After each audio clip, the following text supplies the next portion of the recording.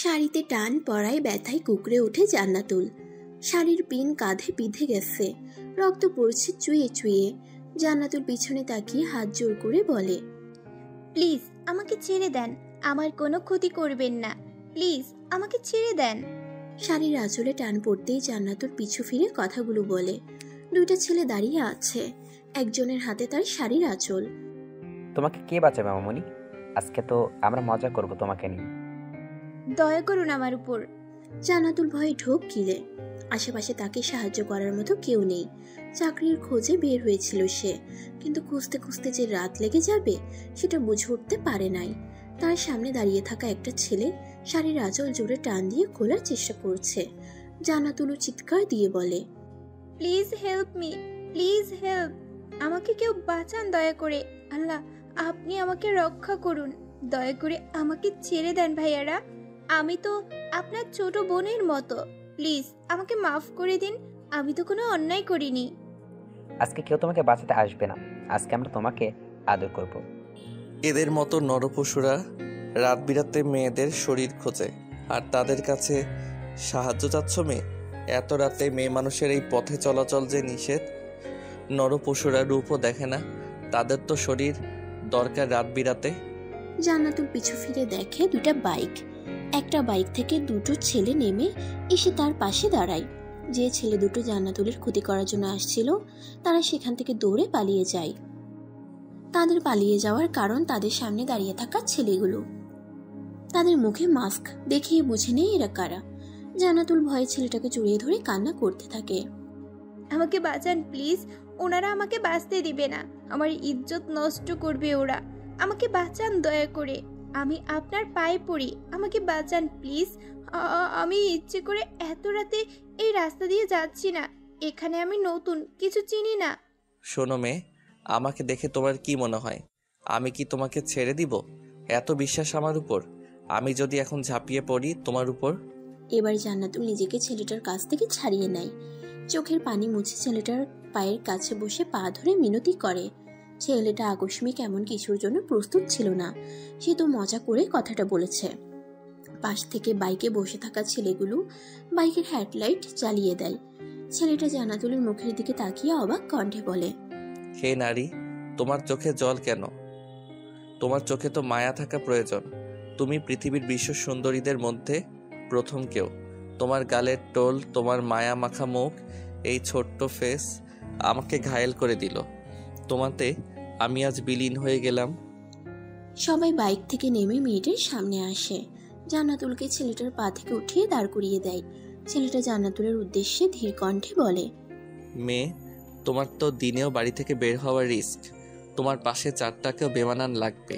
তুমি তো পদ্মফুল, নিজের এই সৌন্দর্য নিয়ে রাতে কখনো বাহিরে বের হবে না, ফিরে যাও তোমার নিজ গন্তব্যে। ছেলেটা কথাগুলো বলে মেয়েটার থেকে দূরত্ব বজায় রেখে দূরে সরে যায়। কিছুক্ষণ পর একটা গাড়ি আসলে ছেলেটা জান্নাতুলকে গাড়িতে উঠতে বলে। বাইক নিয়ে সেই জায়গা ত্যাগ করে। প্রায় 20 মিনিট পর জান্নাতুল বাড়ি ফিরে আসে, এসেই মাকে জড়িয়ে ধরে। আম্মু! কি হয়েছে মা তোর? এভাবে কান্না করছিস কেন? কিছু না আম্মু। তোকে বারবার বলেছিলাম বাইরে যেন দেরি না হয়, এখন রাত 10টা বাজে, এই তোর আসার সময়? নতুন জায়গায় এইভাবে চলাফেরা উচিত না আমাদের। মায়ের কথা শুনে জান্নাতুল মাথা তুলে মায়ের দিকে তাকায়। মায়ের বুকে কাঁদতে পেয়ে নিজেকে কিছুটা হালকা মনে হলো তার। নিজেকে ঠিক করে নিয়ে বলে, সরি আম্মু, আব্বু স্কুল থেকে ট্রান্সফার করছে দেখেই তো এখানে আসা আমাদের। আর এটা ঢাকা শহর আম্মু, আব্বু সামান্য যা টাকা পায় তা দিয়ে আমাদের সংসার চলবে না, সেই জন্য খোঁজ করতে গেছিলাম কোনো জব হয় কিনা। কোনো লাভ হয়েছে? চাকরি বাকরি এত সহজ না মা। যা নিজের রুমে গিয়ে চোখ মুখ ধুয়ে নে, তোর চিন্তায় কেউ খাওয়া দাওয়া করেনি। তাড়াতাড়ি আয়, সৈকত খাওয়ার জন্য চিল্লাচিল্লি করছে। আম্মু আমাদের টাকা নেই কেন? টাকা ছাড়া তো জীবনের কোনো মূল্য নেই। বাবার টাকা না থাকলে ছোট ছেলে মেয়েরা সিনিয়র হিসেবেও প্রাপ্য সম্মান দেয় না। কখনো কারো কাছ থেকে সম্মান পেলাম না আম্মু, আমাদেরও একদিন টাকা হবে দেখে নিও, তোমাদের কোনো কষ্ট থাকবে না তখন। মন খারাপ করিস না মা, এইসব না ভেবে রুমে যা। কালকে না তোর একটা পরীক্ষা আছে, তাড়াতাড়ি খেয়ে ঘুমাতে যা। জান্নাতুল হালকা হাসলো। জীবনের উপর দিয়ে কত ঝড় যাচ্ছে, কিন্তু সেটা লুকিয়ে রাখতে হচ্ছে খুব গোপন করে। নিজের রুমে গিয়ে ফ্রেশ হয়ে মা বাবা আর ছোট ভাইয়ের সাথে বসে খাওয়া দাওয়া করে তারপর নিজের রুমে যাই ঘুমানোর জন্য। রকি, ছেলে দুটাকে পাইছিস? হ্যাঁ বস, পাইছি। গুড। গোডাউন খোলা আছে, ওখানে বেঁধে রাখ, আমি আসতেছি। অনেক আগে থেকে ওই দুইটা ছেলের বিষয় আমার কাছে কমপ্লেন আসছে। আজকে হাতের কাছে পেয়ে ছেড়ে দেই কিভাবে? ছেলেটা ফোন কেটে গাড়ি নিয়ে গোডাউনে যায়। ছেলে দুটোর সামনে দাঁড়িয়ে একটা সিগারেট ধরায়, তারপর তার লোকদের বলে, কোথায় রাখছিস ওদের? রুমে বেঁধে রাখা, বসে আছে। পাগলদের খাঁচায় ওদের দিয়ে আয়।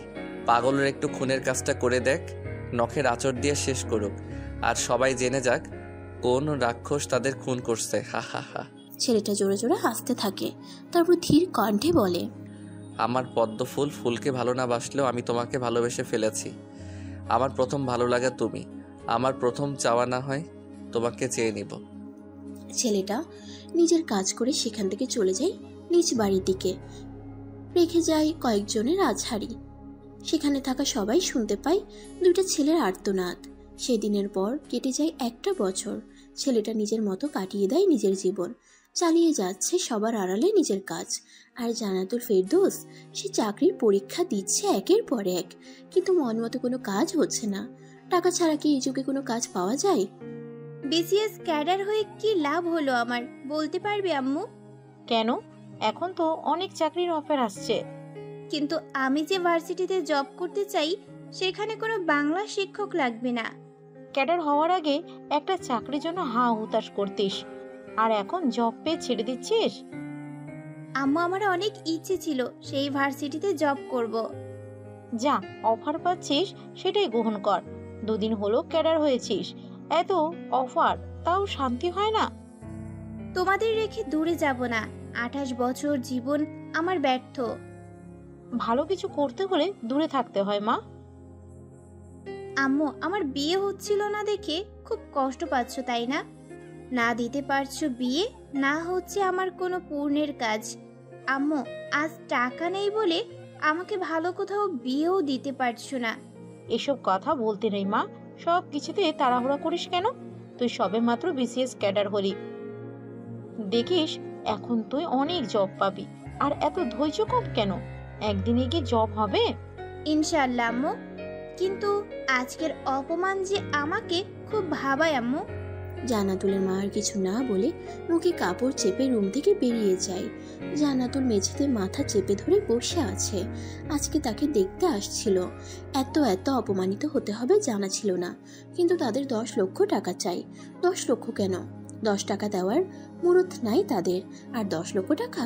চাকরি না পেতেই 10 লক্ষ টাকা দিয়ে সে বিয়ে করবে? মনে মনে বিড়বিড় করে। বিসিএস ক্যাডার হলাম, এখন কোনো চাকরির অভাব হবে না। কিন্তু আমার যে খুব শখ একজন শিক্ষক হব। দেখা যাক সেই ভার্সিটিতে হয়ে যায় নাকি। জান্নাতুলের ভাবনার মাঝে তার ধ্যান ভেঙে যায় ফোনের শব্দে। ফোনটা হাতে নিয়ে দেখে একটা অপরিচিত নাম্বার। কয়েকবার ফোন আসার পরে রিসিভ করে। আসসালামু আলাইকুম, আমি কি জান্নাতুল ফেরদৌসের সাথে কথা বলছি? ওয়ালাইকুম আসসালাম। হ্যাঁ, আমি জান্নাতুল, কিন্তু আপনি কে? আপনার ফোনে একটা মেসেজ গেছে, দয়া করে সেটা দেখে নেবেন। আমরা ভেবেছি আপনি মেসেজ চেক করে নিজে থেকে ফোন দিবেন, কিন্তু প্রায় 2 ঘন্টা হচ্ছে মেসেজ করেছি, আপনি কোনো রেসপন্স করছেন না। দেখেই আমাকে ফোন দিতে হলো আপনার কাছে।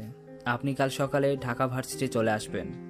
কংগ্রাচুলেশনস, আপনি ঢাকা ভার্সিটির বাংলা প্রফেসর হিসাবে সিলেক্ট হয়েছেন। কাল সকাল 9টার আগে অফিসে যোগাযোগ করবেন। ধন্যবাদ। জান্নাতুল মেসেজ চেক করে ধীরে ধীরে মেসেজটা পড়ে। মেসেজে ভার্সিটির নাম ও উল্লেখ করা আছে। জান্নাতুল আর 10 বার মেসেজটা চেক করে বারবার পড়তে থাকে। হ্যাঁ, সে ঠিকই পড়ছে। সে ঢাকার একটা ভার্সিটিতে সিলেক্ট হয়েছে, কিন্তু সেখানে তো বাংলা শিক্ষক আছে, আর লাগবে না শুনছিল। খুশিতেই কেঁদে দেয় জান্নাতুল। টাকা ছাড়া সে একটা জব পেল, আর কি লাগে? আসলে জীবনের সফলতা আসলে কিছুরই অভাব হয় না। তার স্বপ্ন পূরণ হবে কালকে। এখন বাসায় জানাই না, কাল কি হয় আগে দেখবে, তারপর বাসায় খুশির খবরটা দিবে। পরের দিন খুব সকালে জান্নাতুল ঘুম থেকে উঠে সৈকতকে সাথে নিয়ে রান্না শেষ করে তাড়াতাড়ি খাওয়া দাওয়া করে হাতে 10 মিনিটের বেশি সময় নিয়ে বেরিয়ে পড়ে। আমার পদ্ম ফুল, 1 বছর পর আবারও আমার পদ্মফুলের দেখা পেলাম। ওয়াও, আমার যেন বিশ্বাস হচ্ছে না। আমাদের ভার্সিটিতে পদ্মফুল কি করছে? এখানে ভর্তি হয়েছে নাকি? আশিক বিড়বিড় করে কথাটা বলে। ভার্সিটি এসে এত বড় সারপ্রাইজ পাবে জানতো না সে। খুশিতে তার নাচতে ইচ্ছে করছে। এইদিকে জান্নাতুল ধীর পায়ে অফিসে গিয়ে প্রফেসরের সাথে দেখা করে। হেড অফিসারের রুমে গিয়ে সালাম দিয়ে কথা বলে। আমি জান্নাতুল ফেরদৌস, কালকে আমাকে মেসেজ আর ফোন করে আসতে বলছেন। প্রফেসর জান্নাতুলকে দেখে ভ্রুকুচকে ফেলে। পুতুলের মতো একটা মেয়ে তার সামনে দাঁড়িয়ে আছে। এই মেয়ে বাংলা প্রফেসর হবে? মানে দেখে বয়স কত মনে হবে, 22-23?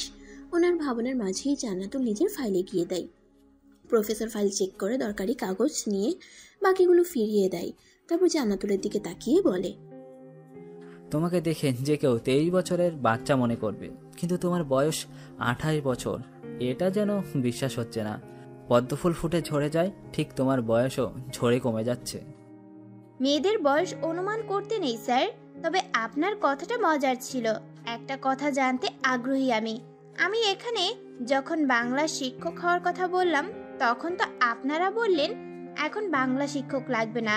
তাহলে হুট করে এই জবটা আমি কিভাবে পেলাম? সেটা তোমার না জানলেও চলবে।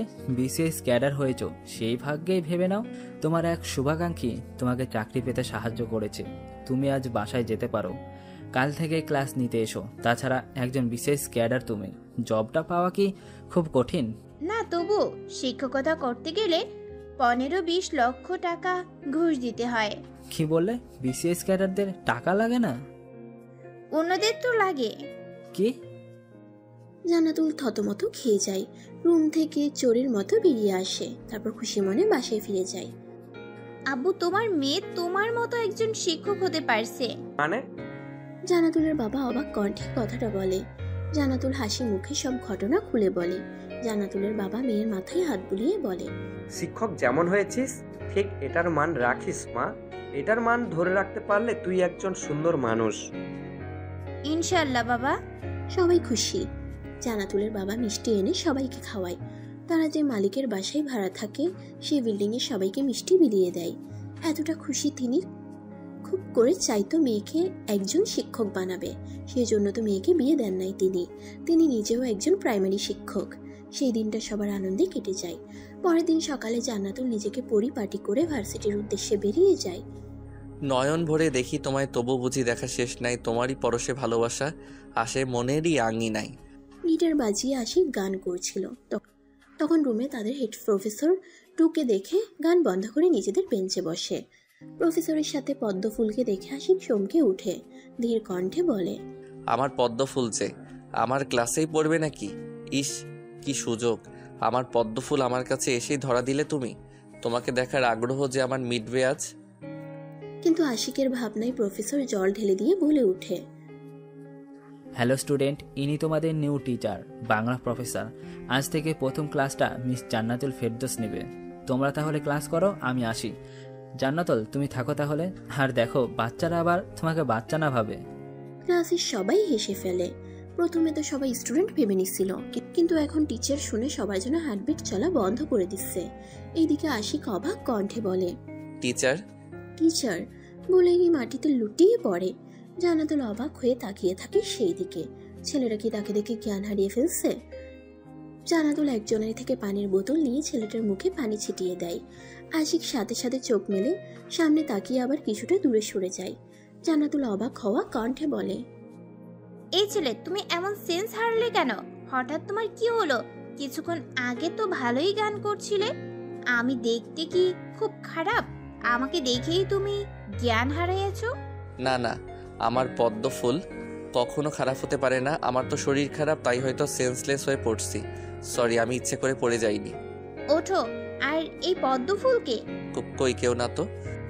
এই কথাটা এর আগেও একবার শুনেছিলাম আমি। যাই হোক, সবাই নিজেদের জায়গায় যাও। আর তোমার নাম কি? জান্নাতুল আশিকের উদ্দেশ্যে কথাটা বলে। আশিক একটা ঢোক গিলে। তার গলা থেকে আর কোনো কথা বের হচ্ছে না। সে যাকে নিয়ে কল্পনায় হাজারো ছবি এঁকেছে, সে তার থেকে সিনিয়র। জান্নাতুল ভ্রুকুচকে তাকায়। এই ছেলে, তোমার ম্যাম তোমাকে কিছু প্রশ্ন করছে, উত্তর না দিয়ে এইভাবে দাঁড়িয়ে আছো কেন? আর কথা বলার ইচ্ছে না থাকলে ক্লাস থেকে বেরিয়ে যাও। সরি ম্যাম, আমি আশিক রহমান আর 3য় বর্ষের স্টুডেন্ট। আচ্ছা ম্যাম, আপনার বয়স কত? আকস্মিক এমন প্রশ্নে জান্নাতুল রাগী চোখে আশিকের দিকে তাকায়। হুট করে কেউ বয়স শুনতে চায় নাকি? জান্নাতুল আশিককে বেঞ্চে বসতে বলে ক্লাস নিতে শুরু করে। ক্লাস শেষ করে অন্য একটা ক্লাস নিতে যায়। একটা জিনিস সে বুঝতে পারে, তাকে সবাই স্টুডেন্ট ভাবছে প্রথমে। নিজের দিকে তাকিয়ে দেখে জান্নাতুল। এই সৌন্দর্য দিয়ে কি হবে? টাকার কাছে যে সৌন্দর্যেরও কোনো মূল্য নাই। একদিকে আশিক বিড়বিড় করে বলে, আমার হৃদয় ক্ষরণ হচ্ছে, এই ক্ষরণ তুমি ছাড়া কেউ ভালো করতে পারবে না। তুমি গভীরভাবে ক্ষত করেছো আমার হৃদয়ে। তোমাকে আমার হতে হবে পদ্মফুল, আমার পদ্মফুল তুমি। পরের দিন পুনরায় সবাই নিজ নিজ কাজে ব্যস্ত। যে যার মতো কাজে যেতে ব্যস্ত হয়ে উড়ে। এটাই তো প্রকৃতির নিয়ম, সেই নিয়মে চলতে হয় সবাইকে। পরের দিন সকালে ভার্সিটিতে। নেন, এটা নাকফুল আর এই 2টা হাতের চুড়ি। আজ থেকে নাকফুল আর হাতে চুড়ি দিয়ে আসবেন, নয়তো সবাই আপনাকে চোখ দিয়ে গিলে খাবে। আপনি বড় হলেও মুখে বাচ্চার আভা দেখা যায়। সবাই আপনাকে জুনিয়র ভেবে র্যাগিংও দিতে পারে। মানে? হুট করে যখন একটা ছেলে এত কথা শুনিয়ে দেয় তখন কেমন লাগবে? জান্নাতুল মাত্র ভার্সিটিতে পা রেখেছে, তখন আশিক কোথা থেকে দৌড়ে এসে জান্নাতুলের হাতে একটা গিফট বক্স ধরিয়ে দেয়। আশিক আর কথা না বলে সেখান থেকে চলে যায়।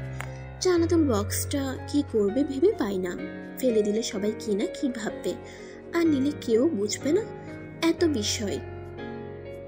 আশিক বলে যাওয়ার পর জান্নাতুল অবাক হয়ে বিড়বিড় করে বলে, আমাকে কেউ দেখলে এই ছেলের কি অদ্ভুত, কাল থেকে আমার সাথে কি হচ্ছে? কালকে আমাকে দেখে সেন্স হারালো, আর আজকে আবার আমাকে এত কথা শুনিয়ে দিল। স্বপ্ন বুনিয়েছি আমি তোমাকে নিয়ে, আমার সেই স্বপ্নের রানী পদ্মফুল। ফুল তুমি সুপ্ত থাকো আজীবন, আর আমাকে মুগ্ধ করো সেই পদ্মফুলের সুবাসে। আশিকের কথা শুনে হাসান একটা হাসি দেয়, তারপর ঠেস মারার সুরে বলে, পদ্মফুল তোর থেকে গুনে গুনে 7-8 বছরের সিনিয়র হবে দেখ। আর সেই পদ্মফুলের জন্য তুই উতলা, যে ফুল ছুঁয়ে দেখার সাধ্য তোর ধরা ছোঁয়ার বাহিরে। না, আমার পদ্মফুল আমার হয়ে থাকবে আজীবন, সে আমার ধরাছোঁয়ার বাহিরে না। আমি ঠিক একদিন তাকে আমার করে নিব। আর আমার পদ্মফুলে নাম কখনো নেস না, হয় ভাবি বলবি নয়তো ম্যাম। ওকে বুঝলি দোস্ত? ভাবি তো বলতেই হবে একদিন, তাই ভাবি বলা শিখে রাখ। পদ্ম ভাবি?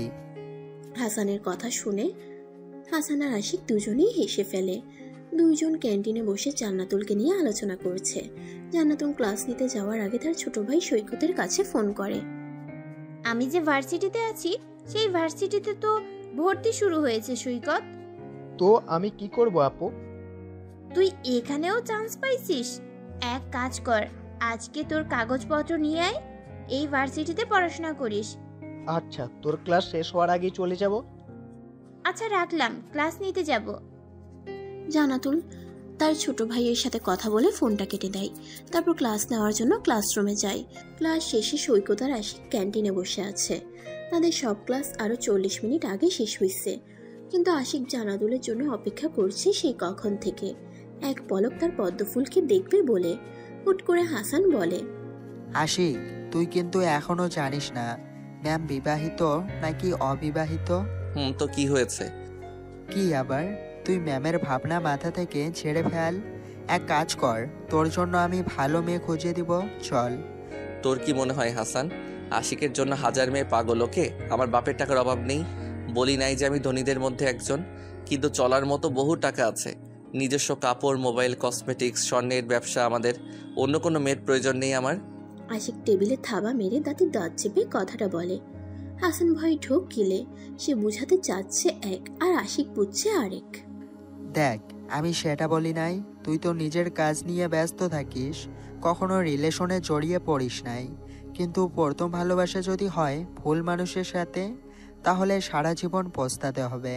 তাই তুই আগে ম্যামের বিষয়ে সকল খবরাখবর নে।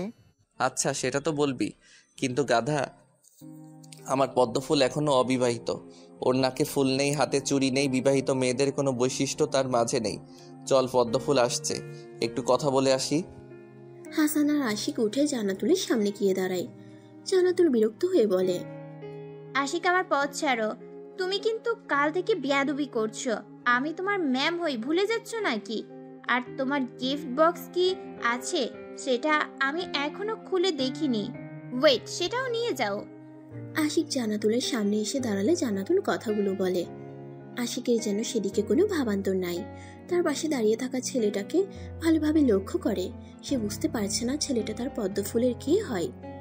ভাই আমার, তুমি পদ্মফুলের কেউ হও আর যাই হও না কেন, পদ্মফুলের থেকে দূরে থাকো। বাচ্চা মেয়ে একটা, যখন তখন কামড়ে দিতে পারে। আমার আপু আপনার মতো রাক্ষস না যে যাকে তাকে কামড়ে দিবে। আপনাকে যে দেখবে সেই বলবে রাক্ষস বংশের রাজা আপনি। পথ ছাড়েন, বাসায় যেতে হবে। পদ্মফুল ভার্সিটির টিচার হয়ে 3 পিস পরে ক্লাস নিতে আসেন কেন?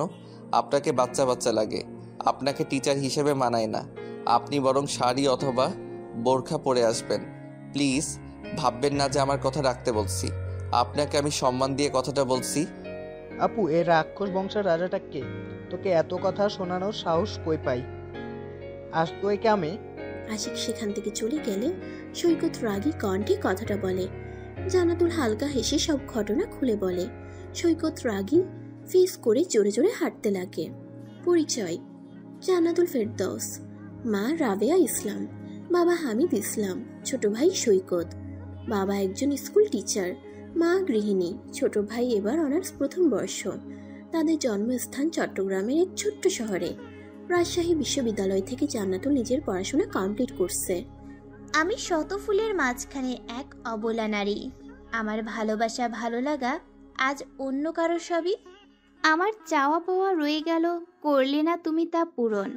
কথা ছিল তুমি আমারই হবে, তবে তুমি আজ কেন অন্য কারো বুকে?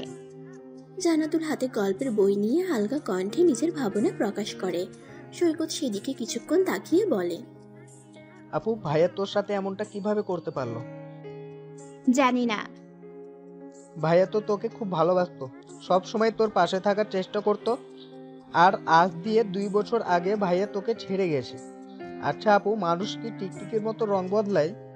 আমার ভাগ্য যার সাথে মিলিয়ে দেওয়া আছে সেই তোর জিজু হবে সৈকত। আমি আর তাকে ভাবি না। ভালোবাসা তো সেটাই, যেখানে মানুষটার ভালো থাকার জন্য তাকে একা ছেড়ে দিতে হয়। তাই বলে এত বছরের ভালোবাসা?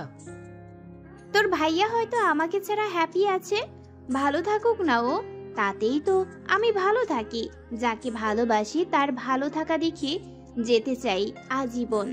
তোর কষ্ট না হলেও আমার অনেক কষ্ট হয় আপু। তোদের 5 বছরের রিলেশন, ভাইয়া তোকে ছেড়ে অন্য কাউকে কিভাবে বিয়ে করতে পারলো, তাও আবার তার প্রাক্তনকে? আমার সামনে তার কথা আর কখনো বলবি না। তাকে মনে রাখতে চাই না। আমার মতো এখন আমাকে একটু থাকতে দে। আমার ভাবনায় যাকে এঁকেছিলাম সে মানুষটা আমাকে ছেড়ে যেতেই পারে, কিন্তু তাকে ঘৃণা করতে পারি না আমি। সে ভালো থাকলে আমি খুশি। সৈকত জান্নাতুলের রুম থেকে বের হয়ে যায়। এখন সময় রাত 11টা। মে মাস, গরমে ফ্যানের নিচেও থাকা যায় না। মাথার উপর ফ্যান শো শো শব্দ করে ঘুরছে। জান্নাতুল বিছানায় গায়ে দিয়ে চোখ বন্ধ করে, তারপর বিড়বিড় করে বলে, যে মানুষটা আমাকে সবার সামনে অপমান থেকে রক্ষা করত সেই মানুষটা খুব আড়ালে আমাকে অপমান করে হারিয়ে গেল আমার জীবন থেকে। শরীরের ভাঁজে লুয়ে পড়বা তুমি, শরীরে আছেই বাকি। বয়স তোমার 20 কি 22? হ্যাঁ পদ্মফুল, আমি এর বেশি ভাবি নাই কখনো। সেই তুমি কিনা একজন টিচার। অবাক করা বিষয় কি জানো, জীবনের প্রথমবার আমি সেন্সলেস হয়ে পড়েছিলাম, তাও তোমাকে দেখে। তুমি আমার সিনিয়র। আশিক ব্যালকনিতে বসে নিচে নিচে বিড়বিড় করে। জান্নাতুলের ফুল ডিটেলস সে বের করছে। ভাবতেছে তার বাসায় গিয়ে একটু সারপ্রাইজ দিয়ে আসলে কেমন হয়। আশিক বিছানায় এসে কালকের কথা ভাবতে থাকে, প্রথম দিনের কথা। কাল সে জান্নাতুলের কথা ভাবতে ভাবতে লাফিয়ে ওঠে। উফ, পদ্মফুল তো নাকফুল ও চুড়ি পরে না, তাকে অবিবাহিত ভাববে সকলেই, কিন্তু আমার পদ্মফুলের দিকে যে আমি ছাড়া আর কেউ নজর দিবে না। উফ, পদ্মফুলের নাকে নাকফুল থাকা দরকার, হাতে চুড়ি, তাহলে নিশ্চয়ই আমার পদ্মফুলকে সবাই বিবাহিত ভাববে।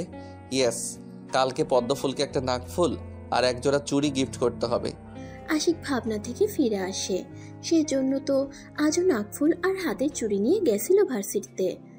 এসব না ভেবে ফোন বের করে পদ্মফুল নামে আইডি সার্চ করে, কিন্তু তার পদ্মফুলের আইডি খুঁজে পায় না। পরক্ষণেই মনে হলো তার পদ্মফুলের নাম তো পদ্মফুল না, তার দেওয়া নাম হচ্ছে পদ্মফুল। মাথায় নিজেই কাট্টি মারে। এখন তার পদ্মফুলের আসল নামও মনে করতে পারছে না। নামটা কাল মন দিয়ে শুনেও নাই। তার দেওয়া নাম থাকতে আর নতুন নাম জানার প্রয়োজন মনে করে নাই। এই আমার পদ্মফুলের নাম কি রে? পদ্মফুলের আইডি খুঁজে পাচ্ছি না। পদ্মফুল দিয়ে হয়তো তার আইডি খোলা নাই। তুই কি পদ্মফুলের আসল নাম জানিস? রাত 11টার সময় ফোন দিয়ে এমন কথা বললে কার মাথা ঠিক থাকে? হাসান মনে মনে আশিককে বেশ কিছুক্ষণ বকাঝকা করে। শালা তুই পাগল জানিস? হ্যাঁ জানি। এখন পদ্মফুলের নাম বল। জান্নাতুল ম্যামের আইডি নিশ্চয় জান্নাতুল নাম দিয়ে হবে, তোর পদ্মফুল দিয়ে না। ওকে মাঝরাতে ফোন দিয়ে উনি বলে, এই আমার পদ্মফুলের নাম কি রে?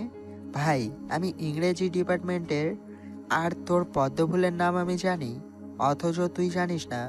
হ ভাই হ, তোর পদ্মফুলের নাম হাসানের ভাবি। আশিক বিরক্তির মাঝে এসে উঠে। হাসানের ভাবি, এটা আবার কারো নাম হয় নাকি?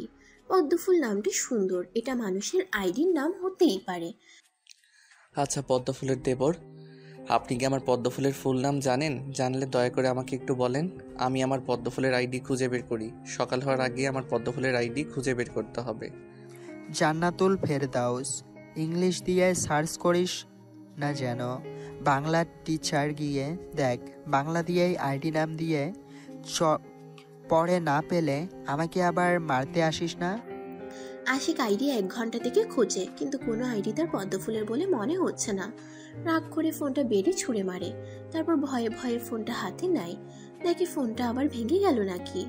না ভেঙে যায়নি দেখে আবারও ছুঁড়ে মারে। তারপর ফোনটা পাশে রেখে ঘুমিয়ে পড়ে। অপরদিকে ধর্ষণ করতে গিয়ে একটা মেয়ের শরীরে যতটা দাগ কেটেছে, সব দাগে ছেলেটার শরীরে দেখতে চাই আমি। বস আপনি খুন করবেন নাকি অন্য উপায়ে? পাগলি আছে না 3টা, ওরা 4 দিন থেকে অনাহারে আছে। ওদের কাছে এই জানোয়ারকে রেখে আয়, আর কখনো যেন কোনো মেয়েকে চিন্তা মাথায় আনতে না পারে। আচ্ছা বস। ছেলেটা অর্ডার করে জায়গা ত্যাগ করে। সেখানে থাকা বাকি ছেলেগুলো বসের কথা মতো কাজ করতে থাকে। রাতটা কেটে যায়, কারো নির্ঘুমে, কারো শান্তির ঘুমে, কারো আবার আর্তনাতে। এক একজনের রাত কাটে এক একভাবে।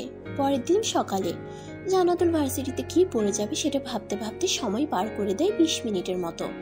শেষে বিরক্ত হয়ে বলে, আম্মু কি পরে ভার্সিটিতে যাব, একটু বলো না প্লিজ। কি হয়েছে মা? কোন শাড়ি পরবো বুঝতে পারছি না আব্বু। শাড়ি পরতে হবে না, তোর বোরখা আছে না? না আব্বু, আমার তো কোনো বোরকা নাই। শাড়ি কিনতে পারো, অথচ বোরখা কিনো না। আজকাল মেয়েরা সব আধুনিক হয়েছে। সরি আব্বু, এবার সময় পেলে বোরকা নিব। এটা কি দেখি? হামিদ ইসলাম একটা বক্স দেখে সেটা হাতে নেয়। জান্নাতুল তাকিয়ে দেখে আশিকের দেওয়া বক্স। তার বাবা কি বলবে সেটা ভেবেই গলা শুকিয়ে যায়। উনি বক্স খুলে নাকফুলটা হাতে নিয়ে বলে, তোর চয়েস এত সুন্দর হলো কবে থেকে? এভাবে বলছো কেন আব্বু? তুই তো ভালো জিনিস কিনতে পারিস না। যাই হোক, নাকফুল সুন্দর আছে। বিয়ের কথা শুনলে রাগ করিস, এটা পরে নে। না পরবো না, থাক। যা বলছি তাই কর। আচ্ছা। জান্নাতুল বাধ্য হয়ে নাকফুল পরে। হামিদ ইসলাম রুমে আর দেরি করে না, রুম থেকে বেরিয়ে যায়। তারপর বিরক্ত হয়ে বলে, উফ, এই 5টা শাড়ির মধ্যে থেকে একটা চয়েস করতে পারছি না। যাদের হাজার হাজার শাড়ি তারা কিভাবে চয়েস করে? তা চয়েস করতে পাবে কিভাবে? তোর ভার্সিটিতে 10টা থেকে ক্লাস আছে, এখন 9টা বাজে, আর তুই শাড়ি চয়েস করতে পারছিস না। এই যে পদ্মফুল কালারের এই শাড়িটা পর যা, তাও যদি তোকে একটু বয়স্ক মহিলাদের মতো লাগে। জান্নাতুল বিরক্ত মুখ করে সৈকতের দিকে তাকায়। এখানে সৈকতও এখন তাকে পদ্মফুল বলে খেপাতে শুরু করছে। বিছানায় তাকিয়ে দেখে সৈকত কোন শাড়িটাকে পদ্মফুলের সাথে তুলনা করছে। তারপর একটা শাড়ি হাতে নেয়, প্রায় রানী গোলাপি কালারের মতো। কিন্তু না, আসলে এই কালারটার নাম কি? পরক্ষণেই মনে হয় এটা একদম পদ্মফুলের কালারের মতো। কিন্তু শাড়িটা হাতে নিয়ে আবার রেখে দেয়। 1 বছর আগে এই শাড়িটা পরেই সে বিপদে পড়ছিল। মাস্ক পরা কিছু ছেলে তাকে বাঁচিয়ে নিয়েছিল, কিন্তু ছেলেগুলোর সাথে আর কখনো তার দেখা হয়নি। ছেলেগুলো না থাকলে কি হতো সেটা ভাবতেই কলিজা কেঁপে উঠে তার। সৈকত কিছুটা অনুরোধ করে বলে, আপু এটাই পরে নে। এই আপু, তুই নাক ফুল পরছিস? হ্যাঁ। ওয়াও, তোকে দারুণ লাগছে রে, একদম আমার বোনের মতো লাগছে এখন। এত সুন্দর নাক ফুলটাও, ওয়াও, জাস্ট ওয়াও। এটা ডায়মন্ডের নাকি? না, ডায়মন্ডের হতে যাবে কেন? না, মনে হলো সেই জন্য বললাম। যাই হোক, অনেক সুন্দর। সৈকতের কথা শুনে জান্নাতুল ধীরে ধীরে বলে, অন্যের জিনিস সবসময় তোর কাছে সুন্দর, কিন্তু যে দিছে তাকে তুই সুন্দর বলে মান্য করতে পারিস না। তোমার ওই এলোমেলো চুলে আমি গেঁথে দিব পদ্ম ফুল। তোমার ওই আঁখি দুটি আমার কাছে পাগল। ছোট ভাইয়ের এমন কথা শুনে জান্নাতুল হেসে দেয়। তারপর সৈকতের গাল দুটো টেনে দিয়ে রুম থেকে যেতে বলে। এরপর হাতে থাকা শাড়িটা পরে ভার্সিটির উদ্দেশ্যে বেরিয়ে পড়ে। এই কড়া রোদে পুড়ে যাচ্ছে শরীর মনে হয়। তার উপর শাড়ি পরায় আরো বিরক্তিকর একটা ভাব জান্নাতুলের মুখে ফুটে ওঠে। ধুর, এই গরমে কেউ শাড়ি পরে আসে নাকি? আর নাকফুলটা ছেলেটা দেখলে কি মনে করবে? উফ, আব্বুর জন্য নাকফুলটা নাকে দেওয়া। আব্বু তো জানে না এটা আমার না। জান্নাতুল আনমনা হয়ে হাঁটতে থাকে। কিছু বুঝে ওঠার আগে একটা ছেলের সাথে ধাক্কা খায়। ছেলেটা কিছুটা আর্তনাদ করে বলে, ও মা গো, কে রে? আল্লাহ গো, আমার কোমর গেল। কানা দেখে চলতে পারে না নাকি? মা গো, তোমার ছেলের কোমর ভেঙে গেল। আর তোমার ছেলে বিয়ে করতে পারবে না, আমাকে আর কেউ বিয়ে করবে না। জান্নাতুল থতমত খেয়ে যায়। আনমনে হাঁটতে হাঁটতে কারোর সাথে ধাক্কা খেয়ে যাবে সে বুঝতে পারে নাই। তার সামনে একটা ছেলে মাটিতে পড়ে কোমরে হাত দিয়ে আছে। দেখে মনে হচ্ছে বয়স তার মতোই হবে। জান্নাতুল মুখটা কাচুমাচু করে ছেলেটার দিকে হাত বাড়িয়ে দেয়। সরি, আমি বুঝতে পারি নাই। হুট করে এমন হবে তা বুঝতে পারি নাই। সরি ভাইয়া, আমাকে মাফ করে দেন। হাত দেন, বসে না থেকে উঠে পড়েন। ছেলেটা হাত ধরে উঠে পড়ে। পাশে একটা গাছ ছিল আর একটা বড় ইট কোমরের নিচে পড়ায় ব্যথা বেশি পায় ছেলেটা কোনো রকম জান্নাতুলের হাত ধরে উঠে দাঁড়ায়। ছেলে মানুষ কান্না করতেছে দেখে জান্নাতুল বুঝে নেয় ব্যথা বেশি পাইছে। সত্যি আমি ইচ্ছে করে ধাক্কা দেইনি। আপনাকে হসপিটাল যেতে হবে তো। প্লিজ আপনি একটু কষ্ট করে হসপিটালে যান। এইভাবে থাকলে আবার পরে সমস্যা হবে। ম্যাম, কোনো হেল্প লাগবে কি? আপনি ঠিক আছেন তো? আপনার কোথাও লাগছে কিনা ভালোভাবে দেখেন। না, আমি ঠিক আছি। এই ছেলেটার হয়তো লাগছে, ওনাকে একটু হেল্প করো। আরে ভাইয়া, তুই এইরকম ন্যাকামি করিস কে? ম্যামের ধাক্কায় ছোট বাচ্চাদের কিছু হবে না, তোর আবার কি হবে? উঠে চল, তোকে ডাক্তারের কাছে নিয়ে যাই। আশিকের কথায় সানজিদ পাত্তা দেয় না। জান্নাতুলের দিকে মুখ তুলে তাকিয়ে অবাক হয়ে মনে মনে বলে, পরি, এত সুন্দর কোনো মেয়ে হয় নাকি? মাশাল্লাহ, এই মেয়েকে তো আমার চাই।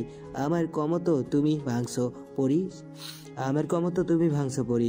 সেবা একটা সময় তুমি করবে। সাজিদের ভাবনার মাঝে জান্নাতুল আশিকের দিকে তাকিয়ে বলে, আশিক, তুমি ছেলেটাকে চিনো? আশিক এবার জান্নাতুলের দিকে ফিরে তাকায়।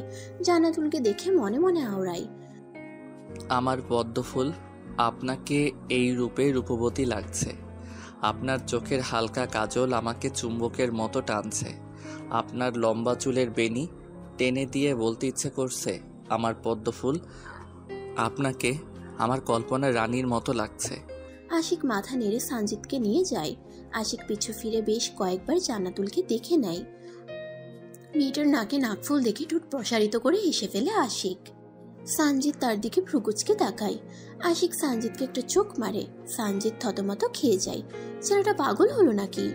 পরিচয়, আশিক রহমান, মা আমিনা, বাবা জিহাদ, বড় চাচুর বড় ছেলে সানজিদ, ছোট ছেলে হাসান।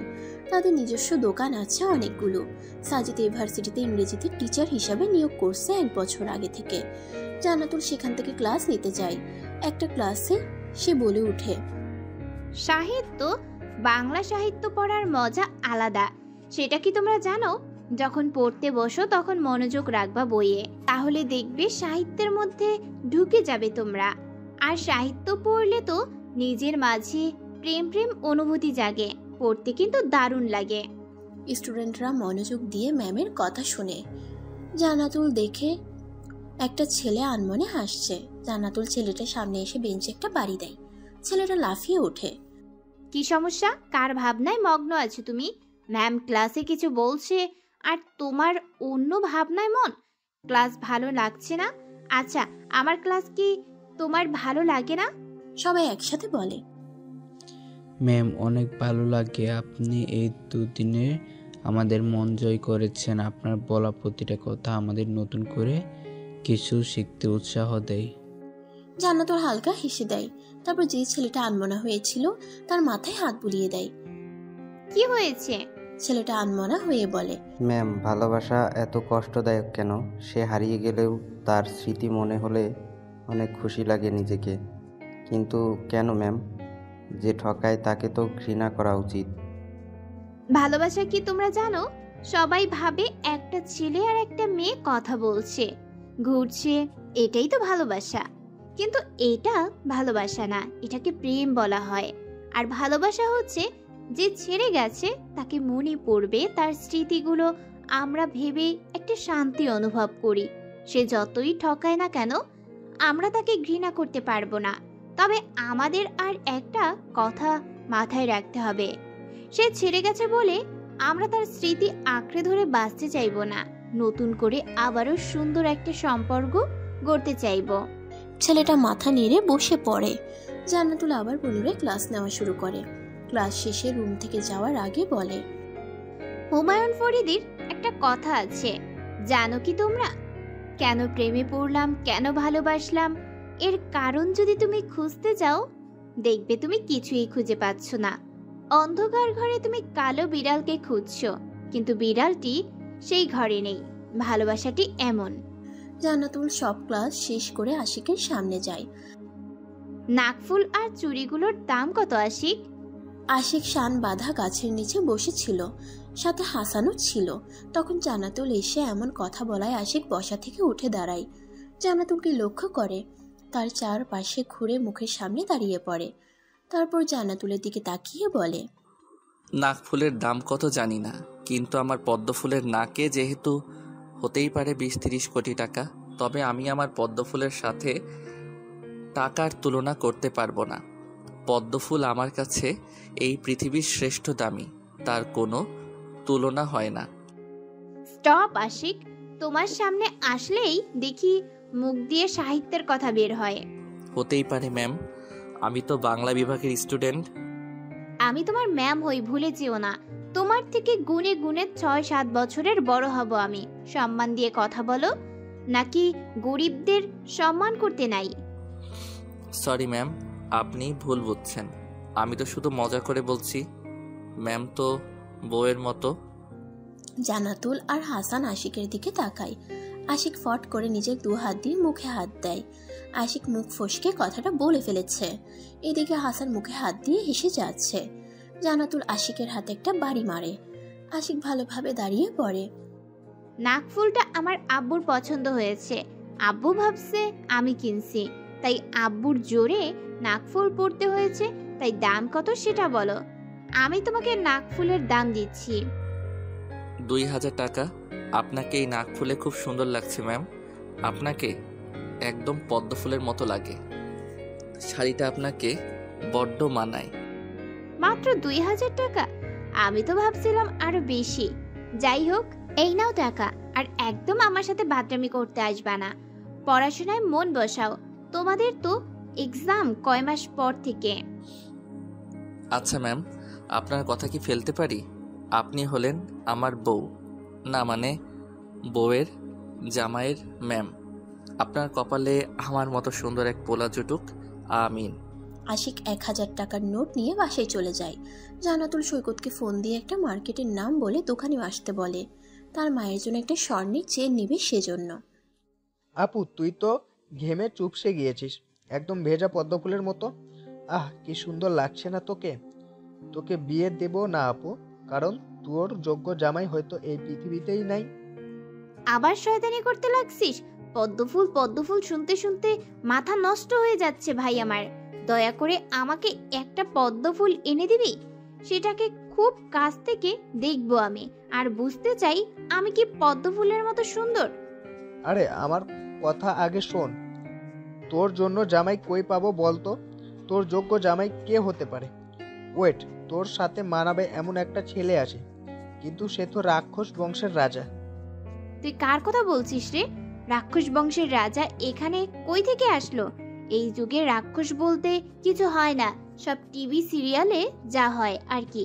চল ওই দোকানে যাই। আছে আছে, আমার চোখে একজনকে রাক্ষসের মতো লাগে, কিন্তু দেখতে সুন্দর, তোর সাথে মানাবে। বাট রাক্ষস তোর থেকে বয়সে অনেক ছোট। সৈকত সামনে তাকিয়ে দেখে তার বোন দোকানে চলে গেছে। তাহলে সে এত কথা কাকে শোনালো? হায় আল্লাহ বলে মাথায় একটা গাড্ডি মারে।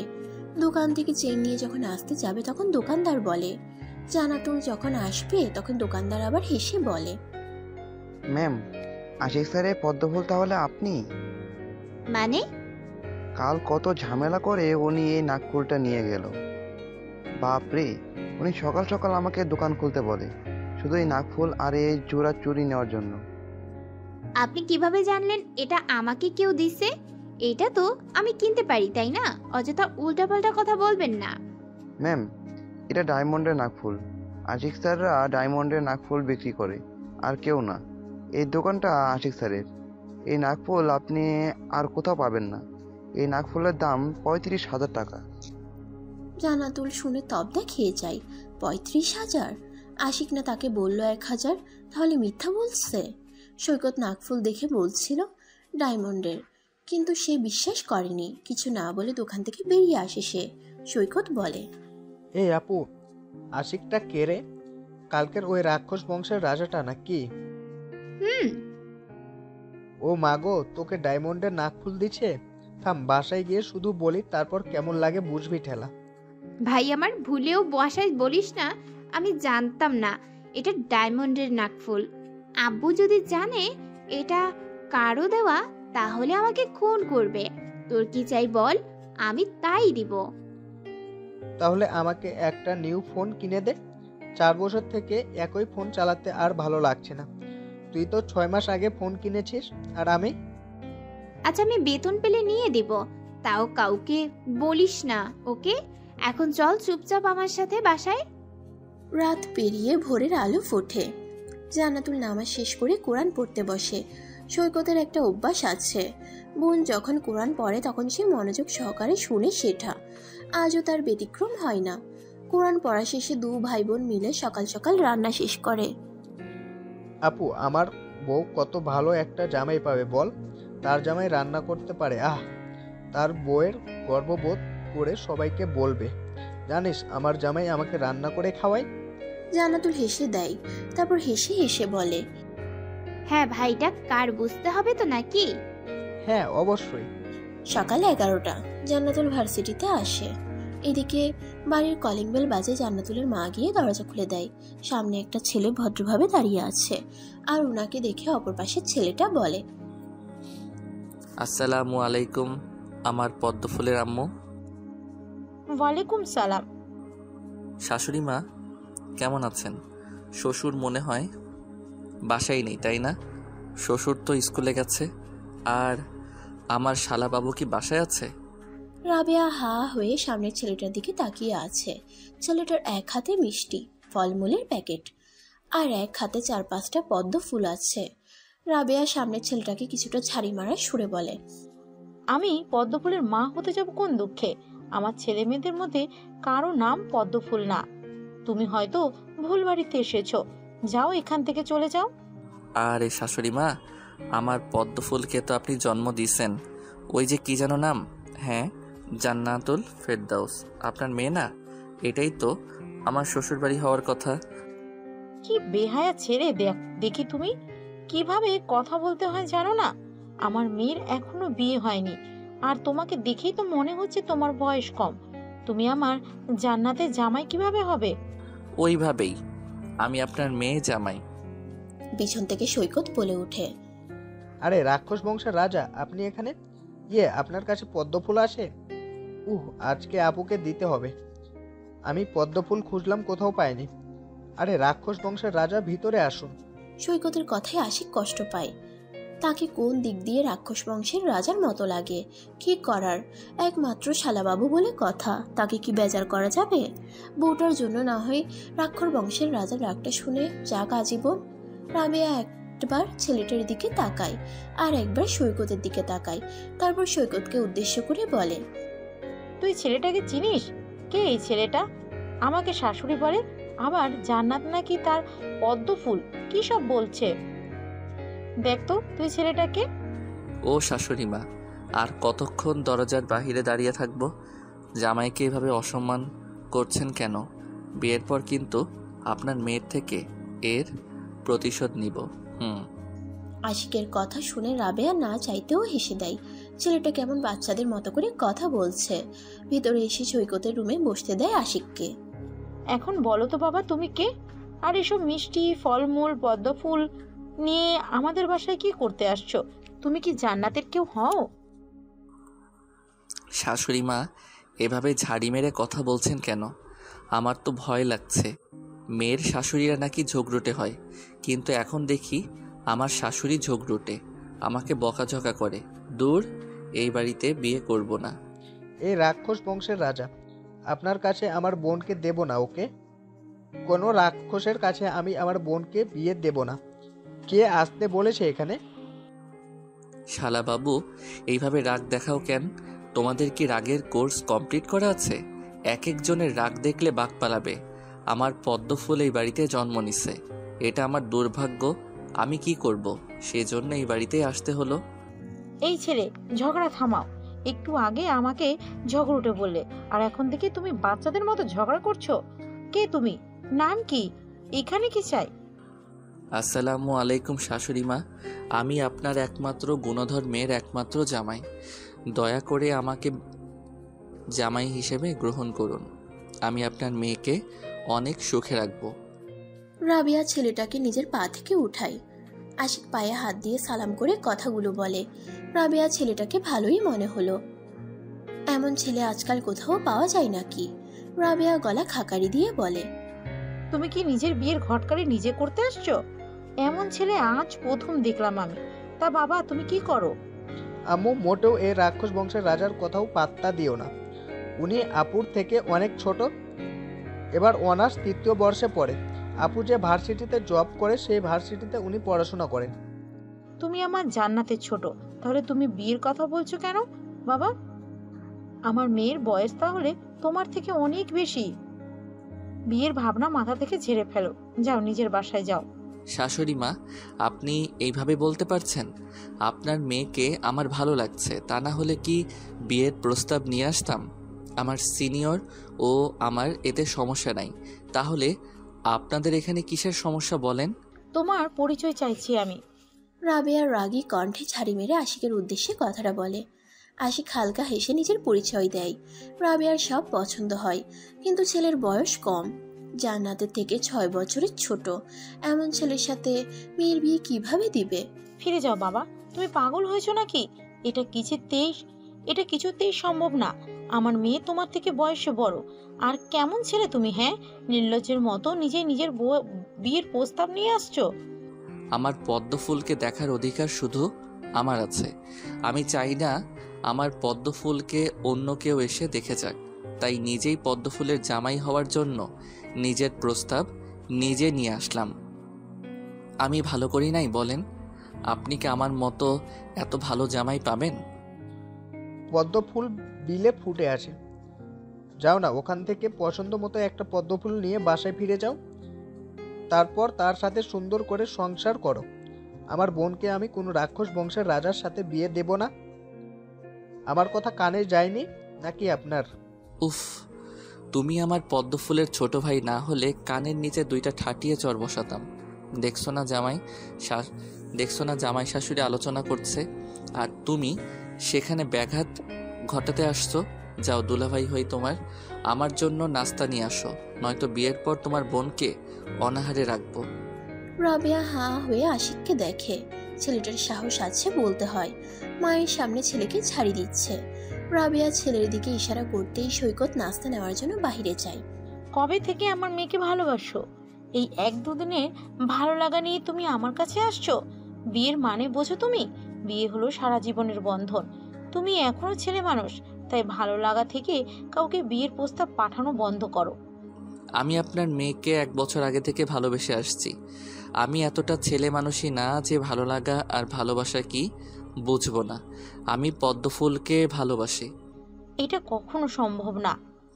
পদ্মফুলকে আমি যে কোনো মূল্যে চাই। আজ আসি, আর পদ্মফুলকে যেন বলেন না আমি এখানে আসছিলাম, নয়তো আপনার মেয়ে অগ্নিমূর্তি ধারণ করে আমাকে উড়িয়ে দিবে। ওমা, ছেলে বলে কি? শ্বশুর বাড়ি আসছো অথচ খালি মুখে যাবা? শ্বশুর বাড়ি যখন হবে তখন খাবো। দাঁড়াও সৈকত, খাবার আনছে, খেয়ে যাও। আমি আবার এতটা খারাপ না যে কাউকে কিছু না খাইয়ে বাড়ি ফিরতে বলবো। সৈকত নুডলস বানিয়ে আনছে, সাথে কিছু ফলমূল কেটে দেয়। আশিকের আনা মিষ্টির প্যাকেট থেকে মিষ্টি নিয়ে নিজের মুখে আগে একটা পুরে দেয়, তারপর আশিকের প্লেটে 3টা মিষ্টি দেয়। আশিক সৈকতের কাণ্ডে বিরক্ত হয়, এত কিছু সে কিভাবে খাবে। রাক্ষস বংশের রাজা, রাক্ষসরা তো বেশি বেশি খায় তাই না? এইটুকু দিয়ে হবে নাকি আরো কিছু দিব? আমার বোনের স্টুডেন্ট বলে এত খাতির যত্ন করছি, না হলে কখন বাড়ি থেকে বের করে দিতাম। সৈকত, চুপ যাও। আশিক তোমার বড়, ভদ্রভাবে কথা বলো। পানি দে ওকে। আর তুই গিয়ে ফুলগুলো কোথাও রেখে দে। জানি না পদ্ম ফুল। আরে না, জান্নাত এসে এসব দেখলে কি না কি বলে। আমি কি একটু পদ্ম ফুলের রুমে যেতে পারি? দেরি করব না, শুধু ফুলগুলো সুন্দর করে একটা জায়গায় রেখে আসবো। পানিতে ভিজিয়ে রাখতে হবে, না হয় শুকিয়ে যাবে। আশিকের খাওয়া হলে ওকে নিয়ে যা, আর তুই গিয়ে একটা বড় পাত্রে পানি নিয়ে যা। জান্নাত আসলে কিছু বলতে হবে না, তুই বলিস তুই আনছিস ওর জন্য ফুলগুলো। এত দরদ কেন রাক্ষস বংশের রাজার জন্য আম্মু? রাক্ষস মানুষের রক্ত চুষে খায় জানো। সাবধানে থাকো তুমি, তোমার মাথা তো খেয়ে ফেলেছে, দেখো রক্ত না খাই। সৈকত সেখান থেকে জান্নাতুলের রুমে যায়, বড় একটা পাতিলে পানি নিয়ে ব্যালকনিতে রাখে। ভাড়া বাড়ি, কিন্তু রুমগুলো সুন্দর অনেকটা। আসে কিছুক্ষণ পর জান্নাতুলের রুমে এসে পুরো রুম ঘোরে, তারপর বড় পাত্রে পদ্ম ফুলগুলো সাজিয়ে রাখে, তারপর ফুলের উপর হাত বুলিয়ে বলে, আমার পদ্ম ফুল, একদিন তোমাকেও ছুঁয়ে দিব। তোমার গালের টোলে লবণ রেখে তোমার সাথে বসে বড়ই খাবো। আমার পদ্ম ফুল, তুমি এত সুন্দর কেন? তোমার প্রতিটা কথা মানুষকে মুগ্ধ করবে। তোমার এই নিকটে আমি আবারও ফিরে আসবো। আশিক জান্নাতুলের টেবিলে একটা ডায়েরি দেখতে পায়। ডায়েরির নিচে খুব যত্ন করে একটা চিরকুট রেখে দেয়, তারপর আবারও সারা রুমে একবার চোখ বুলায়। সৈকত তাড়া দিলে রুম থেকে বেরিয়ে যায়। সৈকত, পদ্মফুল কই থেকে আনছিস? এত শুনতে হবে কেন? আজব, আমি বাসায় যখন ছিলাম তখন এসব ছিল না। এতগুলো পদ্মফুল তুই কই থেকে নিয়ে আসলি সেটা কি শুনবো না? না, শুনতে হবে না। ফুল যেমন সেটা বল। ওয়াও, পদ্মফুল দেখতে কত সুন্দর লাগছে, এতগুলো ফুল একসাথে, বাবা। জান্নাতুল গোসল শেষে বারান্দায় গিয়ে দেখে 5টা পদ্ম ফুল একটা বড় পাত্রের পানিতে রাখা আছে। মাত্র সে বাসায় ফিরছে ভার্সিটি থেকে। জান্নাতুল খাওয়া দাওয়া করে বারান্দায় গিয়ে পদ্ম ফুলের কয়টা ছবি তোলে। হুট করে তার মাথায় একটা শয়তানি বুদ্ধি আসে। দৌড়ে রুমে ঢুকে সেই পদ্ম ফুলের সাথে যে শাড়ির কালারের মিল আছে সেই শাড়িটা পরে। সৈকত, আমার রুমে আয় তো। হ্যাঁ আপু, বলো। আমি নাকি পদ্মফুল, আজকে না হয় এই পদ্মফুলের সাথে পিক উঠাই। এইভাবে তো কখনো তো পিক তোলা হয়নি। বাহ আপু, তোকে অনেক সুন্দর লাগছে রে। আপু তুই তো সুন্দর কেন? কারণ আমি তোর বোন, তাই। হিমির মা বাবা সুন্দর, কিন্তু তোর মতো এত সুন্দর না। তাহলে তুই এত সুন্দর কেন বলতো? আম্মু বলে আমার দাদি নাকি সুন্দর ছিল। আমি ছোট থাকতে তো দাদি মারা গেছে, তাই দেখি নাই। কিন্তু আমার দাদির পিছে নাকি অনেক ছেলে লাইন মারার জন্য বসে থাকতো। তোর জন্য তো অনেক লাইন ধরে বসে আছে আপু। এমনকি পিচ্চি পোলাপানো তোর জন্য বিয়ের প্রস্তাব আনছে। হু, তাহলে বুঝতে হবে তুই কত সুন্দর।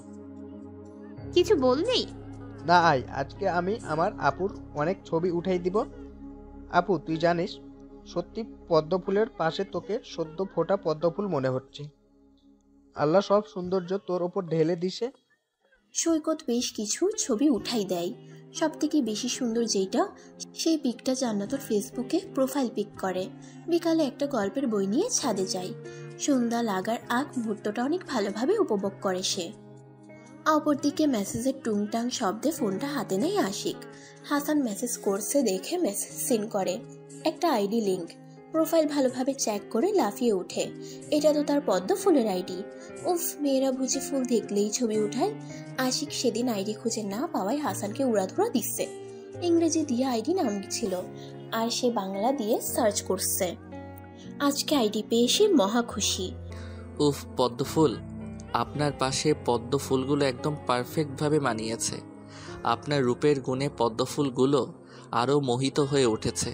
তবে 5টা পদ্ম ফুলের পাশে যে একটা পদ্ম ফুল শাড়িতে নিজেকে আবদ্ধ করছে, সেই পদ্মফুলের কাছে কাউকে মানায় না। বারবার নোটিফিকেশন আসছে দেখে জান্নাতুল ফোনটা হাতে নেয়। দেখে তার প্রোফাইলে শত শত লাইক কমেন্ট আসতেছে। হালকা হেসে কমেন্টগুলো চেক করতে থাকে। তখন একটা কমেন্টে তার চোখ আটকিয়ে যায়। সেই কমেন্টে আবার অনেকে রিপ্লাই করছে। জান্নাতুল আইডি খুঁড়ে বুঝতে পারে এটা তার স্টুডেন্ট আশিকের আইডি। রিকোয়েস্টও আসছে সেই আইডি থেকে। অ্যাকসেপ্ট করবে কি করবে না বুঝে উঠতে পারে না। তখন আবার মেসেজ রিকোয়েস্ট আসে। চেক করে দেখে আশিকের আইডি, তাতে লেখা আছে 1000 টাকার নাই দাম, আমার পদ্মফুলকে জানাই সালাম, ফুলের সুবাস ছড়িয়ে পড়ুক, আমার রিকোয়েস্ট অ্যাকসেপ্ট করুক। জান্নাতুল মেসেজটা পড়ে আনমনেই হেসে ফেলে। ছেলেটা সবসময় ছন্দ নিয়ে পড়ে থাকে। জান্নাতুল রিকোয়েস্ট অ্যাকসেপ্ট করে নেট থেকে বের হয়ে আসে। আশিক তো মহা খুশি, তার রিকোয়েস্ট অ্যাকসেপ্ট করছে। মাগরিবের আজান শুনতে পেয়ে জান্নাতুল ছাদ থেকে নিচে নেমে আসে। ওইদিকে হাসান, এই সন্ধ্যাবেলা কই যাচ্ছিস? কই আবার, আমি তোর মতো অমুসলিম নাকি? মানে? আজান দিছে, মসজিদে যাচ্ছি নামাজ পড়তে। জীবনে তো রমজান, জুম্মাবার আর ঈদ ছাড়া নামাজ পড়িস না? সময় নাই, রাস্তা স্যার, নামাজ পড়তে যাব। থাম, আমি আসতেছি। তাকে পেতে হলে আল্লাহর কাছে আমায় দয়া করে চাওয়া উচিত। আল্লাহর কাছে আমায় দোয়া করে চাওয়া উচিত। কষ্ট ছাড়া ভালো জিনিস পাওয়া যায় না। সে তো অনেক মূল্যবান, তাকে পেতে হলে আমার চেয়ে নিতে হবে। হাসান কিছু বুঝতে পারে না। আশিক তাড়াতাড়ি করে নিজের রুমে যায়। তারপর ঈদের পাঞ্জাবি বের করে অজু করে মাথায় টুপি দিয়ে বাসা থেকে বের হয়।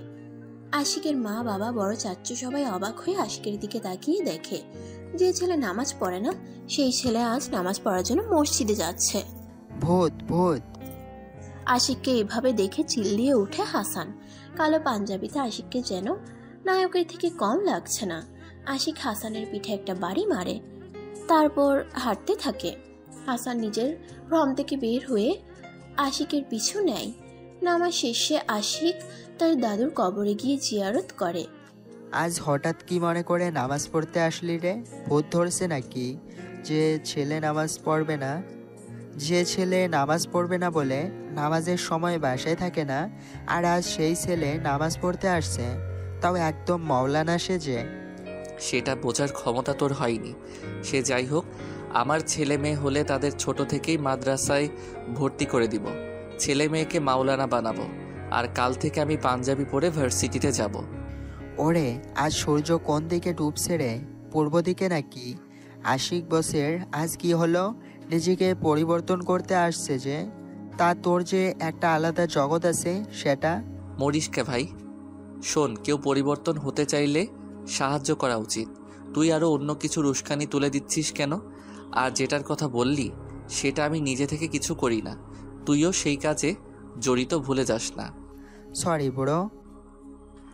পদ্মফুল, তোমাকেও যে পর্দায় থাকতে হবে, কিছু না হোক বোরখা পরতে হবে। কিন্তু এই 2 দিনের পরিচয়ে তোমাকে বোরখা পরার কথা বললে এটা ভালো দেখাবে না। কিন্তু আমি তো চাই তোমার বডির ভাঁজ অন্য কেউ না বুঝুক। আশিক হালকা কণ্ঠে কথাটা বলে। তারপর ভেবে নেয় এখন কি করবে সে। বাসায় এসে ফোনটা বের করে সৈকতের নাম্বারে ডায়াল করে। হ্যালো। হ্যালো রাক্ষস বংশের রাজা, ফোন দিয়ে চুপ করে আছেন কেন? কাকে চান? হ্যাঁ, আমি আপুর নাম্বার আপনাকে দেব না। আর আমার নম্বরই কই পেলেন? আমি তো তোমার কাছে আমার পরিচয় দেইনি, তাহলে তুমি আমাকে চিনলে কিভাবে শালাবাবু? ব্যাপার কি? বোন জামাইয়ের কণ্ঠ বুঝি খুব পছন্দ হয়েছে তোমার, তাই হ্যালো বলতেই চিনে ফেলছো? রাক্ষস বংশের রাজা তো আপনি, রাজাকে সবাই চিনে, তো আমারও চিনতে অসুবিধা হয়নি। তো বলুন রাজামশাই, কেন ফোন করেছেন? তোমার কাছে কি লুকোচুরি করে কোনো লাভ আছে? তোমার বোনকে বলবা কাল থেকে যেন বোরখা পরে ভার্সিটিতে যায়। তুমি বুঝিয়ে বলবা, তাহলে নিশ্চয়ই ও বুঝবে। আর নামাজ কালাম আদায় করে তো নাকি? রাক্ষস বংশের রাজা, আপনার কি মনে হয় আমার বোন নামাজ আদায় করে? ওকে, আর আপনার কথার মতো আমার বোনকে বোরখা পরতে বলবো কেন? টাকা নেই বোরখা কেনার। আর বিরক্ত করবেন না, বাই বাই। শালাবাবু, ভেবেচিন্তে কাজ করা উচিত, তাই না? দুলাভাই হই, একটু তো কথাটা মানতে পারো। আচ্ছা, বিনিময়ে কি চাই বলো? তুমি আমার কাজ করে দিবে, আমি তোমাকে বিনিময়ে যা চাইবে তাই দিব। সরি ভাইয়া, ঘুষ আমার পছন্দ না। তবে আপনি তো বড় লোকের সন্তান, আমাকে একটা চাকরির খোঁজ দিতে পারেন। বাবা বোন কষ্ট করে সেটা আমার সহ্য হয় না। যদি পারেন তাহলে আপুকে আমি বোরকা পরতে বলবো, তবে সেটা আমি কাজ করে বেতন পাওয়ার পর, কারণ এখন বাড়িতে বাড়তি কোনো টাকা নেই, আমাদের হিসাব করে চলতে হয়। তুমি একটু হোল্ড করো, আমি তোমাকে কিছুক্ষণ পর জানাচ্ছি। আশিক তার বাবার থেকে খোঁজ নেয় কোথাও মানুষ লাগবে নাকি। তার বাবা জানায় কাপড়ের দোকানে দুজন লাগবে নতুন করে, দুপুর 2টা থেকে রাত 10টা পর্যন্ত কাজ করতে হবে। আশিক জানায় তার একজন আছে সেই কাজ করার জন্য। হ্যাঁ শালাবাবু, শুনছো? আমি আমার পদ্মফুলের জামাই বলছি। আমার পদ্মফুলের যত্ন নিও, নষ্ট হতে দিও না কখনো। আকস্মিক আশিকের এমন কথায় সৈকত হেসে ফেলে। আশিকও হালকা হেসে বলে, কাপড়ের দোকানে থাকতে পারবা দুপুর 2টা থেকে রাত 10টা পর্যন্ত। তোমাদের বাসা থেকে এখানে আসতে 20 মিনিটের মতো সময় লাগবে, আর কোনো পোস্ট খালি নাই। আশা করি তুমি আমাকে সাহায্য করবে এখন। সমস্যা নেই, আমি এই কাজ করতে পারবো। আর আমার তো সুবিধা হলো, সকালে ক্লাস করে দুপুর থেকে কাজ করতে পারবো। বেতনটা যদি বলতেন 5-এর উপরে হবে তো। আশিক হালকা হাসে। ছেলেটার বয়স বেশি না হলেও মা বাবার কথা চিন্তা করে। আশিকের ভালো লাগলো সৈকতের এমন মনোভাবের জন্য। আমাদের দোকানে বেচাকেনা ভালো হয়। প্রথমে তোমায় 8,000 টাকা দেওয়া হবে, তবে আস্তে আস্তে তোমার কাজ ভালো লাগলে আমি 10,000-এর উপর করে দিব। সেটা নিয়ে চিন্তা করো না, কাল থেকে কাজে জয়েন হতে পারো। ধন্যবাদ রাক্ষস বংশের রাজা, আপনি অনেক ভালো। শুধু রাক্ষস বংশের রাজা এতই সমস্যা আমার জন্য। আমি তাহলে প্রথম বেতন পাওয়ার পর আপুকে বোরখা গিফট করব। এই শালাবাবু না, এখন তো মাত্র রাত 9টা। তুমি একটু কষ্ট করে দোকানে আসো, আমি ঠিকানা দিচ্ছি, আমি বোরখা নিয়ে দিচ্ছি। সরি ভাইয়া, দান করা জিনিস নেওয়ার ইচ্ছে নেই আমার। তোমার নেওয়ার ইচ্ছে না হলে বেতন পাওয়ার পর আমাকে টাকা ফেরত দিয়ে দিও, প্লিজ প্লিজ, আমার কথাটা শোনো। আচ্ছা, তাহলে আমি খাওয়া দাওয়া করে যাব, কারণ আমার যেতে আসতে সময় লাগবে। আপু তো একা একা খাবে না, আমাদের পরিবারের সবাই একসাথে খেতে বসি। আশিক আচ্ছা বলে ফোনটা কেটে দেয়। তার বয়স প্রায় 23 হতে চলল, অথচ কোনো কাজে হাত দেয় না। আর সৈকতের কথা ভেবে আশিকের খারাপ লাগে। যে বয়সটা হেসে খেলে বেড়ার কথা, সেই বয়সে ছেলেটা চাকরির খোঁজ করতেছে। সৈকত তার বোনকে ডেকে বলে, আপু খেতে বসবো আই। আজ এত সকালে খাবি? 10টা তো বাজতে দিবি নাকি? খেতে দে।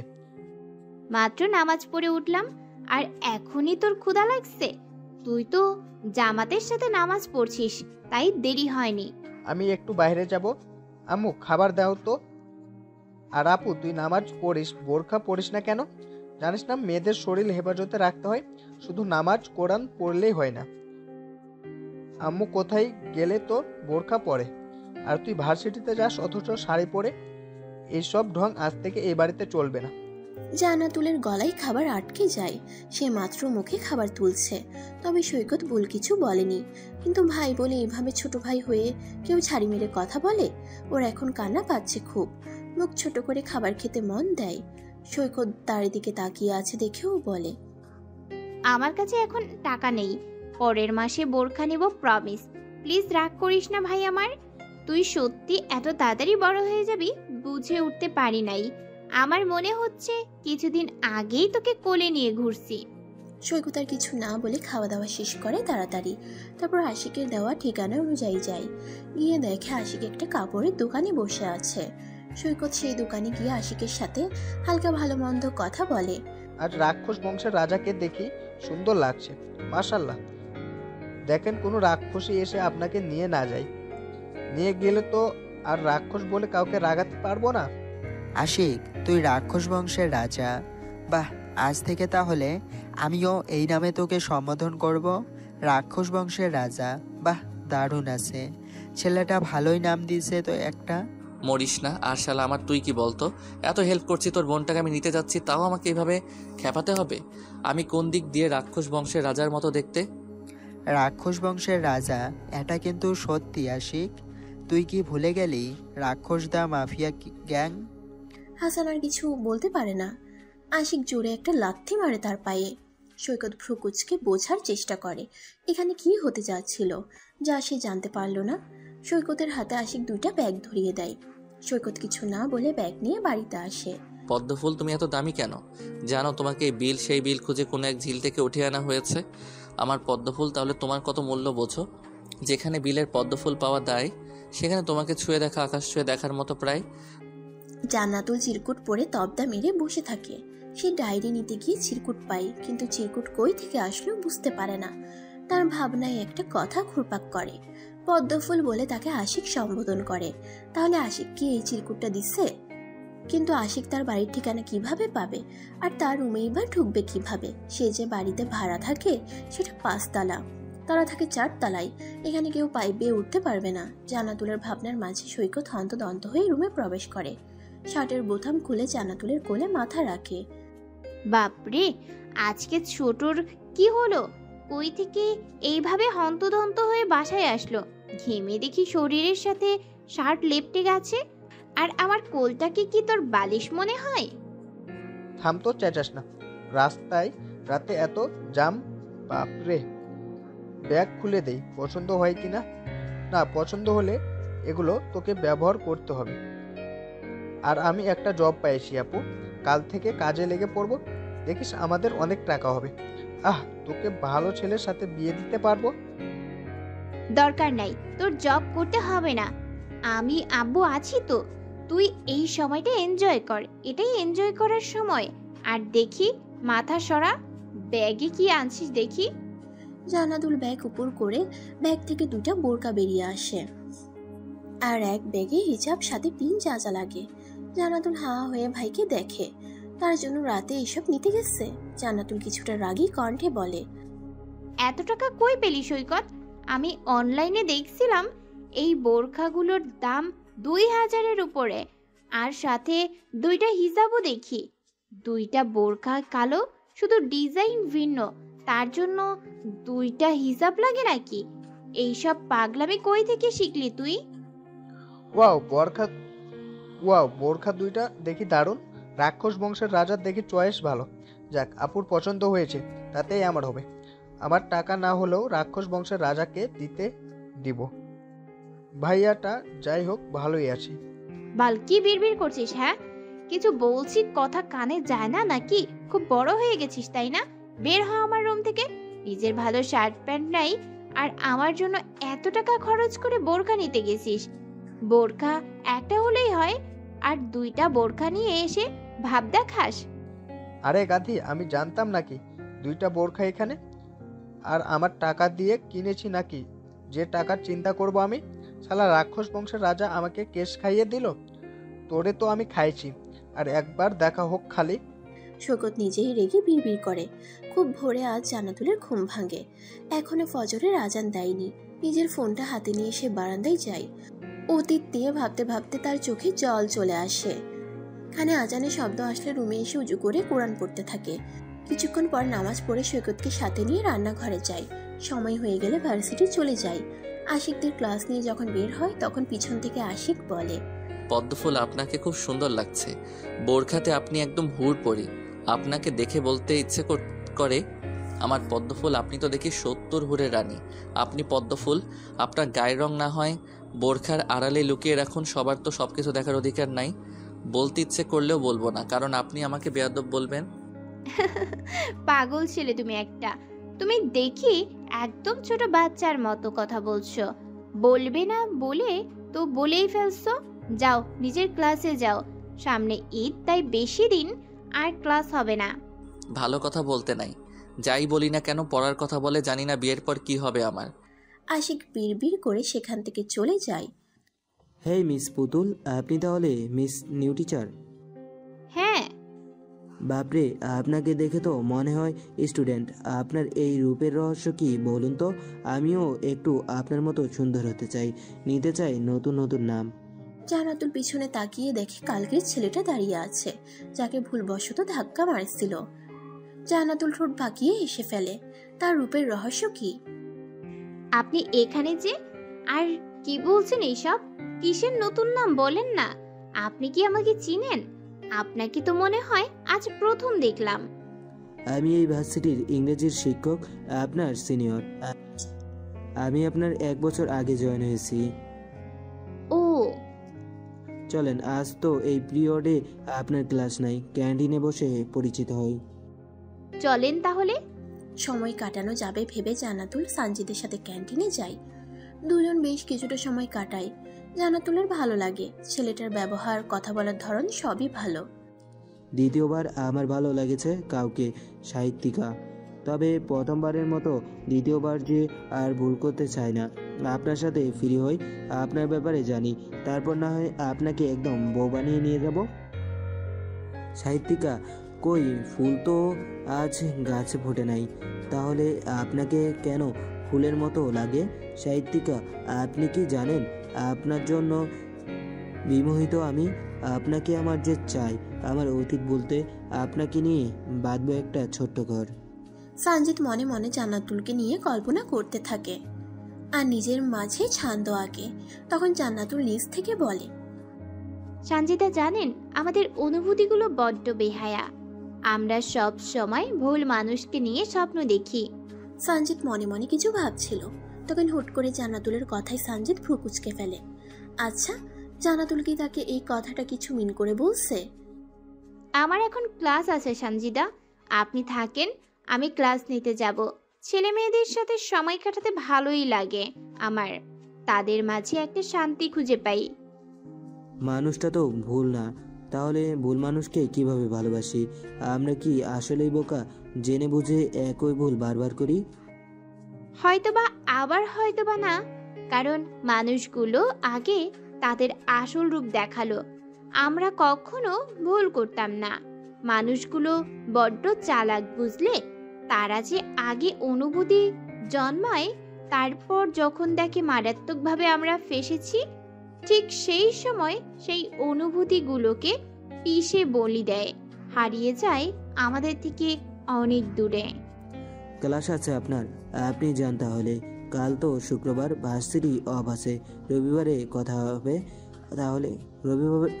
রবিবারে কথা হবে তাহলে আবারও। সাহিত্যিকা, আপনি বরং সাহিত্য নিয়ে লিখতে থাকেন। সানজিদ হেসে কথাটা বলে। দূর থেকে আশিক চোখ লাল করে সানজিদের দিকে তাকিয়ে আছে। সানজিদ সেটা জানতেই পারল না।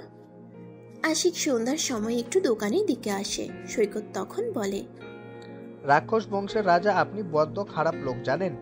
আমি আবার কি করলাম? আমার জন্য কাল আমি কেস খাইছি।